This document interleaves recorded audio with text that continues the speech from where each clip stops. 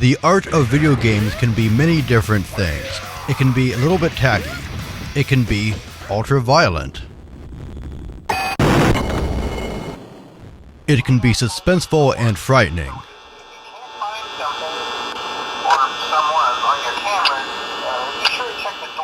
It can even be beautiful and majestic.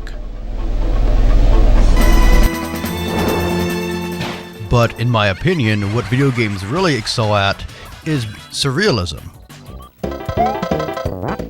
In fact, I'm hard-pressed to think of another medium where surrealism has gained such mainstream acceptance. And today we're going to be talking about a really notable surreal strategy game called The Sentry.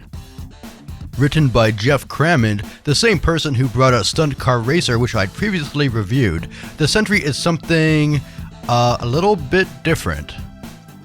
If you've watched my YouTube channel a bit, you'll notice I'm always saying games are unique. You know, Airborne Ranger is unique, or Stunt Car Racer is unique. But this game is really something. It really defies categorization.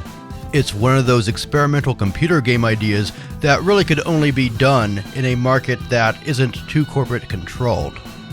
And if my European viewers are saying that this looks really familiar, it actually came out overseas originally as the Sentinel, which I think is actually a much better name, but came out in the United States as the Sentry. So here we go. Here's the Sentry.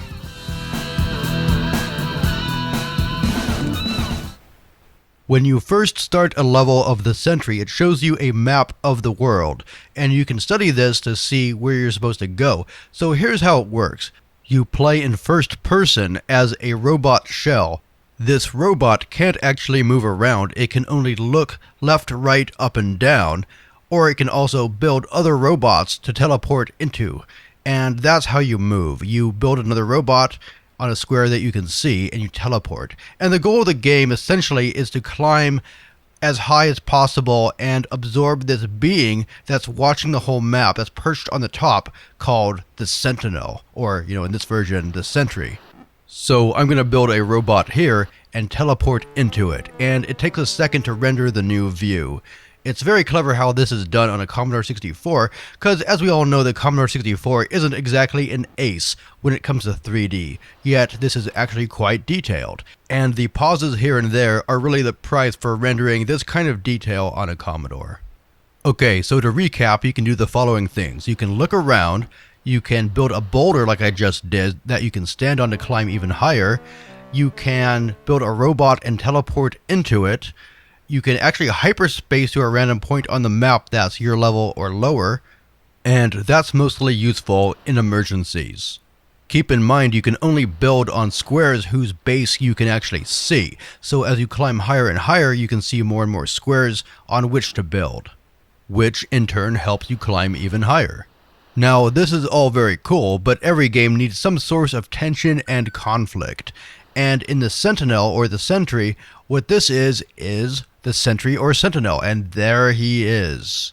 Or I should say, there it is. I don't know if these mystical beings of pure energy have gonads.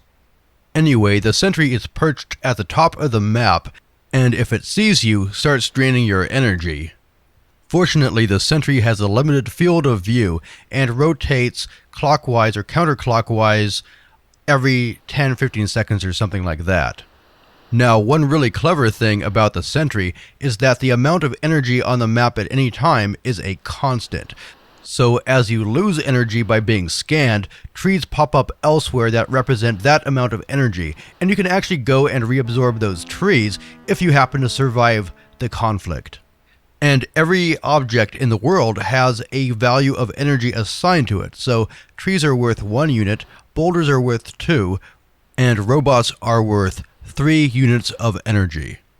And the amount of energy you have is represented in the upper left corner of the screen as these little icons of robots, trees, and boulders. Very clever. So here I am at the top of the map right next to the Sentry. And what you have to do to beat the level is absorb the Sentry, build a robot on its old space, transfer into that robot, and then hyperspace out of there. So here I am building my own robot in its place.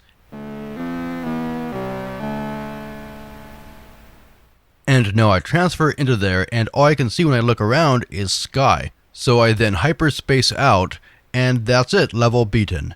And what's really clever too is that the level you get next depends on the amount of energy. So you see I beat landscape number 0 and I get 5 next. It's a little bit like Raiden Fighter's Jet in that way, if you remember that game, where you get different levels depending on your performance in the previous level.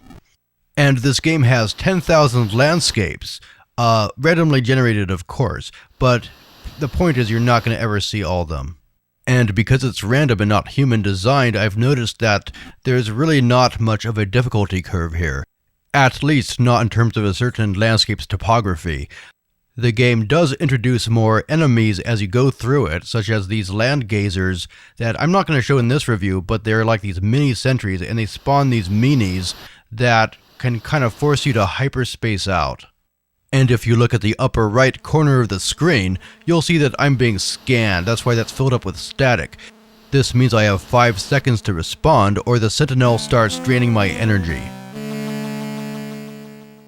I actually really love the sparse sound design in this game. It really adds to the creepy atmosphere.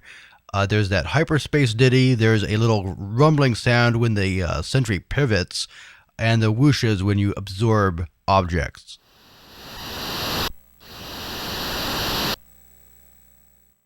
I really do like this game, but I don't play it a whole lot because it really needs a good sense of direction and spatial reasoning, two things that I'm just awful with. So I usually just go and play Stunt Car Racer instead.